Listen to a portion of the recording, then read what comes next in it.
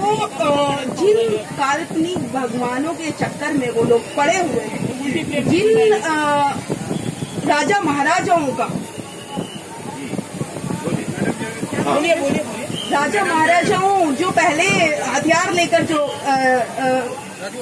रहते थे, उन्हीं को काल्पनिक रूप से भगवान का रूप दे दिया और उन्हीं से दूर रखने के लिए मैं उनको सच्चाई से रूबरू कराती हूँ कि ये जो काल्पनिक भगवानों को आप जो मानते आ रहे हैं, उनमें कुछ भी नहीं है, ये सिर्फ डर का खेल है और कुछ नहीं। क्योंकि असली जो कार्य है या आप जो आगे बढ़ सकते हैं, वो सिर्फ और सिर्फ अपने कर्मों की वजह से। अगर आप अच्छे काम करेंगे तो आप आगे बढ़ेंगे, अगर आप गलत काम करेंगे तो आप गलत पीछे जाएंगे। और सबसे बड़ी बात है कि अगर अंधविश्वास को छोड़कर अगर आप आगे बढ़ते हैं तो न केवल अपने घर का बल्कि अपने समाज का, अपने देश का विकास करते हैं। ये मैं उन लोगों को कैडर के थ्रू देती हूँ। तो ये महिलाओं को जो आप मार्गदर्शन करती है या कैडर कैंप लेती है, तो महिलाओं का क्या प्रतिसाद होता है कि किस प्रकार से वो महिलाएं आपको रिएक्ट करती है, क्या बताती हैं? यानी उस अंधश्रद्धा को छोड़ करके काम करती है या फिर उसी लाइन पर फिर से चलती है? क्या आपका अनुभव क्या रहा है? देखिए सर, मैं अगर बताना चाहूँ तो मेरा अनुभव तो बहुत अच्छा है, क्योंकि जहाँ भी मैं जाती हूँ, जहाँ भी मैं महिलाओं को समझाने का कार्य करती हूँ, उनको समझ में आती है वो चीजें जो मैं उनको समझाती हूँ। क्योंकि मैं कोई भी बात ऐसे ही नहीं कहती, उसके पीछे तर्क मेरा हमेशा रहता है।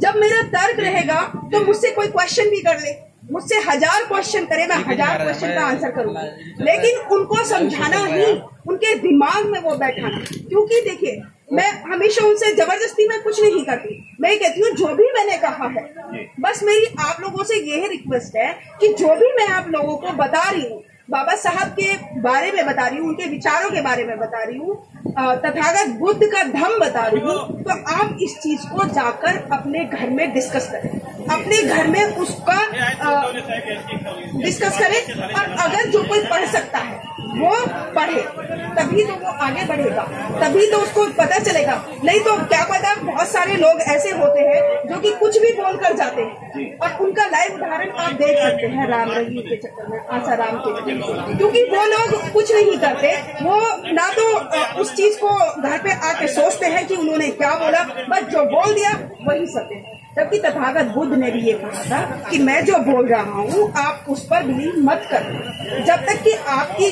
दिमाग की कसौटी पर वो खरा ना हो। तो जब तक हम सोचेंगे नहीं तो क्रांति कैसे आएगी? क्योंकि सोच से आती है क्रांति और श्रद्धा से आती है शांति। श्रद्धा, जिसमें श्रद्धा करेंगे उसमें तो शांति, क्योंकि क्वेश्चन ही नहीं होगा, कुछ भी क्वेश्चन ही नहीं होगा।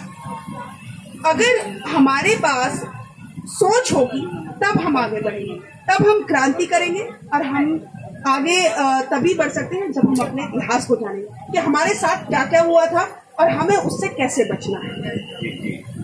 बाबा साहब भी कहते हैं कि जो अपना इतिहास नहीं जानता है वो इतिहास नहीं बना सकता। तो इस बात को ध्यान में रखते हुए यदि हम आगे बढ़ते हैं तो इतिहास को ध्यान में रख करके इतिहास में जो गलतियां हुई है उन्हें सुधार करके हम आगे बढ़ सकते हैं। तो ऐसे समय पर आप यहाँ आकर के आपको क्या महसूस हो रहा है? दीक्षा भूमि में आकर के आपको, अरे आप यूपी में तो देखा है, लेकिन यहाँ पर क्या महसूस हो रहा है अभी आपको? देखिए सर, यूपी की अगर मैं बात करूँ सबसे पहले, तो यूपी में इतनी बड़ी क्रांति है बाबा साहब को लेकर कि मैं आपको बयान नहीं कर सकती। हर जगह बाबा साहब बाबा साहब बाबा साहब। और मैं इतना जानती हूँ कि हमारे गाजियाबाद में बहुत बड़ी क्रांति है। हमारे गाजियाबाद के लोगों के सामने मनुवाद क्या, ब्राह्मणवाद क्या, कुछ भी नहीं ठहर सकता, क्योंकि हम दिल से बाबा साहब को मनाते हैं। और आज मैं नागपुर की धरती पर आई हूँ तो मुझे यहाँ आकर बहुत मतलब मैं अपने आप को बहुत प्राउड महसूस कर रही हूँ, बहुत ही स्वाभिमान मुझ में जगा है।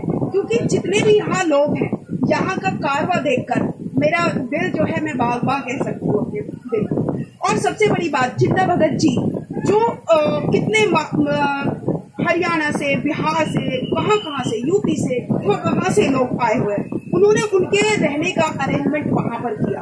और सबसे बड़ी बात, कितने सारे, कम से कम 10,000 लोग वहाँ होंगे जहाँ उन्होंने मुझे ये मौका दिया कि मैं उनको धम्म दीक्षा दिलाऊं। और आज मैं उनको धम्म दीक्षा दिलाकर आ रही हूँ, तो मैं इतना स्वाभिमान मतलब मुझे हो रहा है, इतना मुझे अच्छा लग रहा है कि बाबा साहब की उस धरती पर मैं आई हूँ जहाँ पर बाबा साहब ने हमें एक सच्चा धम्म दिया, और जो हमारे लिए सही वे में, जो हमारे लिए सही है, वही बाबा साहब ने हमको दिया।